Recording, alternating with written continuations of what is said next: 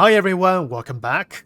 One of the new features in 3.23 caught my eye. One of the patch notes says this: changed mass drivers and new Singes into charge cannons with a full rebalance on damage, speed, lifetime, and mass.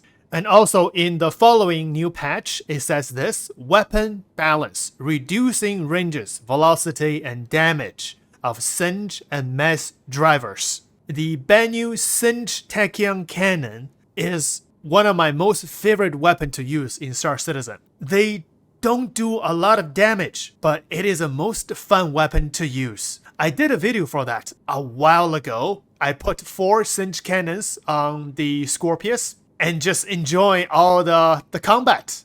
And now, in 3.23, finally CIG did something to this Tachyon Cannon, and as well as those mass drivers. But in this video, I'm just gonna focus on the Tachyon Cannon, and I will leave mass drivers to a different video because mass driver is considered ballistic weapons. So I have a video planned for the ballistic weapons. Okay, before we get into today's video, something else I've noticed, because I haven't been playing Star Citizen for a while. Something I think they changed. The gimbal systems. I think they changed it a while ago, but this is my first time to notice this. So if I open my Mobi Glass and just select one ship, for example, the Aegis Eclipse, I have noticed, because before, if you put a gimbal mount, the weapon you put on that gimbal mount has to be one size smaller. But right now, you can put exactly the same size as the gimbal mount. And the gimbal mount is the same size as the hardpoint. Basically, if the hardpoint is size 3, you can put a gimbaled size 3 weapon on it. You don't have to go one size smaller, which means now you can have 2 size 2 gimbaled weapon for your Eclipse, or 3 size 3 gimbaled weapon for your favorite Gladius. Or if you have a Saber Raven, you don't have to go one size smaller. You can have 2 size 3 gimbaled weapon for your Saber Raven.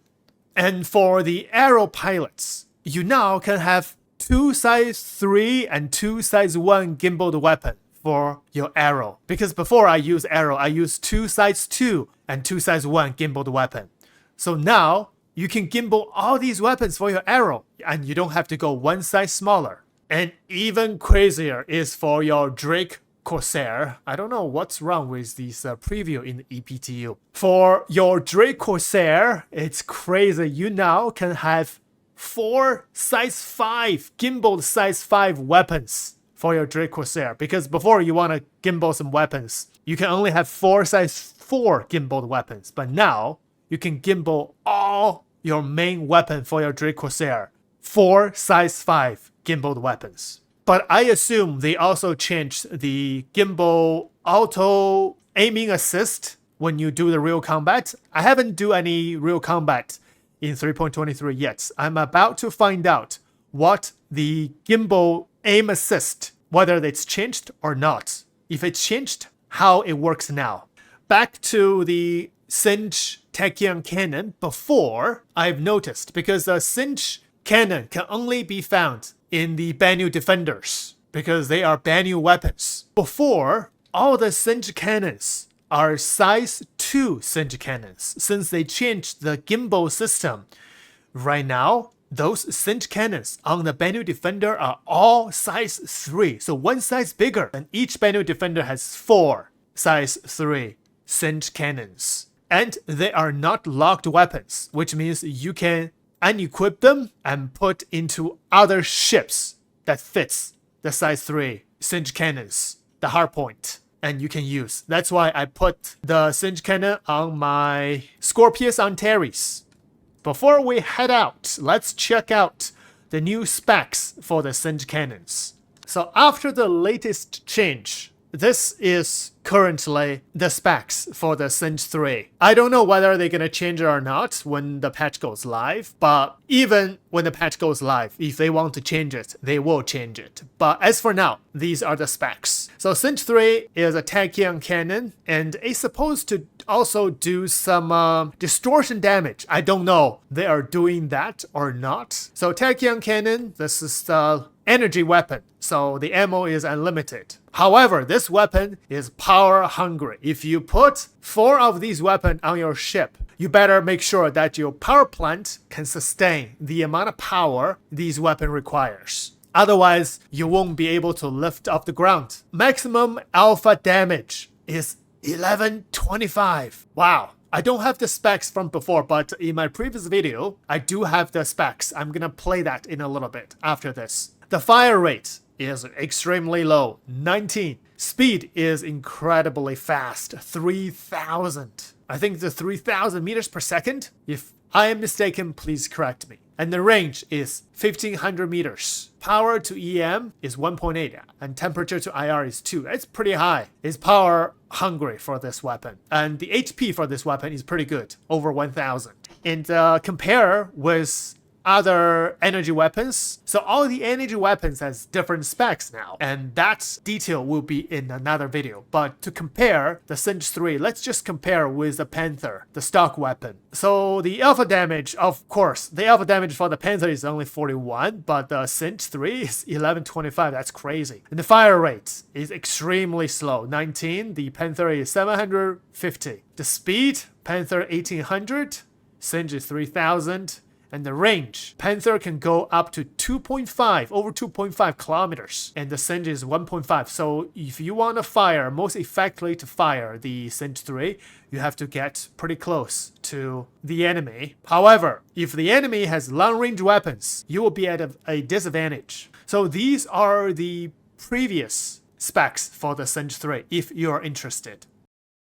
First of all, let's take a quick look at the specs. The Singe-2 compared with some of the other size 2 weapons. For the burst DPS, the Singe-2 is only 95 damage per second, and the laser repeaters is 400, almost 4 times more. However, for the alpha damage, the Singe-2 is 110, laser repeaters is 40. The fire rate, laser repeater is 600, and the Singe-2 is only 52. That is really low. And the speed is only 700. The laser repeaters, they are 1400. And the range for the laser repeater is 1540. And for the Singe-2 is only 1225. The specs is not good for the Singe-2 weapon. That's why probably you don't hear about this weapon a lot, because they are not good. But we're gonna test it out anyway, so let's go. Now it's time to take her out. Let's test this new Singe-3s. Alright, arriving at target location. And I'm gonna switch from navigation mode to combat mode. So press B. And it takes a few seconds for your shield to recharge and your guns to come online. However, I lost the distance between my target and my ship. So if I switch back to navigation mode, I see 15 kilometers. And I switch back to combat mode, I will lose the distance. Let's do some weapons tests before we get into combat. So these are charged weapon now. I assume if you want to fire, you would have to charge it. So let me see. Oh yes, you have to charge this weapon. Oh, you can even see on the right hand side. And the weapon, you see the bar to charge it. And you fire. Oh, this weapon fires really fast. That's what Tachyon Cannon is supposed to be, right? It should be fire really fast, the speed. Nice.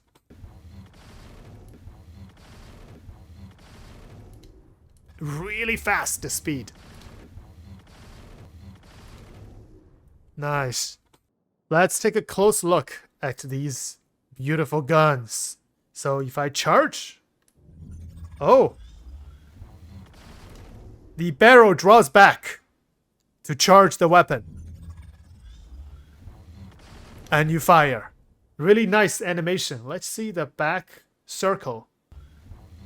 Oh, it spins once you fire. Oh, nice little detail, nice animation, very detailed weapon. You can see all these design. It's very beautiful. Really love the Banyu, the alien weapons. This is one of my most favorite. Before, it's really fun to use. It doesn't do much damage at all, like I said in the intro. So we'll test later, because 1125 not DPS, but 1125 alpha damage. That's pretty incredible. Oh, the bullet is so fast, you can't even see it come out of the barrel. Let's check the gimbal assist. Let me check the keybind for the gimbal. So if you go to vehicle weapons, you will see cycle gimbal assist, standard gimbal, and gimbal lock mode. So what I need is the auto gimbal mode. So I set the keybind. You also have these detailed gimbal mode you can set. So set fixed gimbal mode, long press. Set auto gimbal mode, long press. So I set to 9. Set menu gimbal mode, fixed gimbal mode, auto gimbal mode, short press G. What I want is the auto gimbal mode. I set to 9, long press. Oh, there's no change. So if I do this is the menu gimbal mode. If I press G, it goes to menu gimbal mode, and press G again, it goes back. But I don't see the auto gimbal mode. In the before, you have a circle, and then whatever you fire, they will auto-correct within that circle. But I don't see that circle anymore.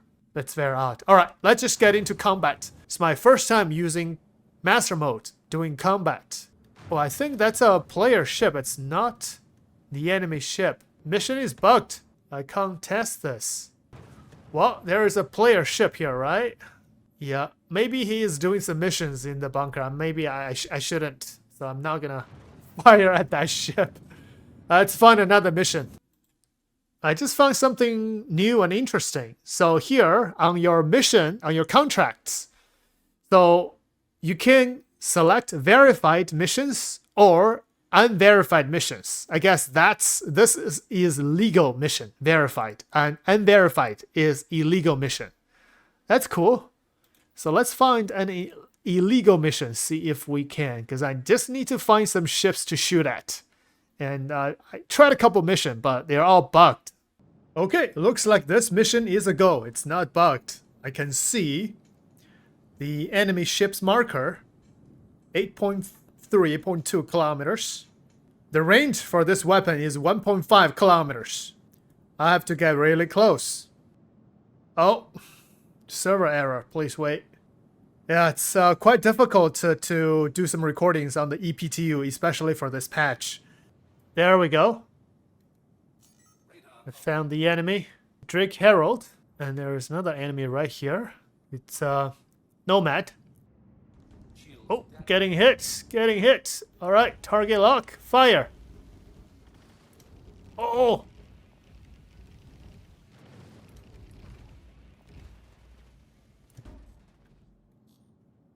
I'm not even doing some maneuvers. Just fire straight at the enemy. Oh, this weapon is quite slow. Fire. Oh, I need to charge and fire.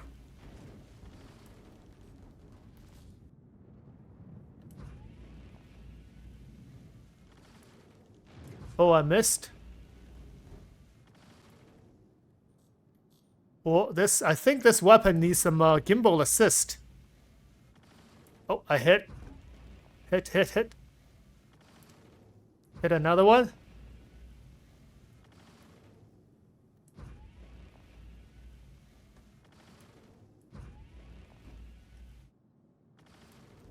Oh, enemy destroyed. Wow, beautiful. It's pretty powerful weapon. I just not really used to the master mode in combat yet. Okay, let's fire at this one. Hit.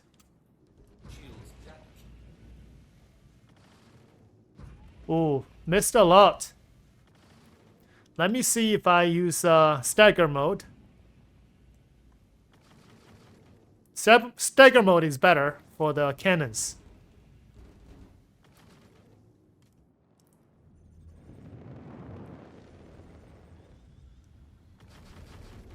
Oh, in third person, I can't even hit it.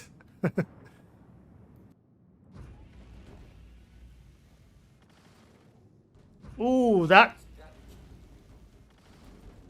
Oh, enemy destroyed. I think I hit a couple times. This is definitely better than before. It's really hard to hit the enemy because the slow. You have to charge and it's cannon. But if you can hit your enemy, it does some really effective damage.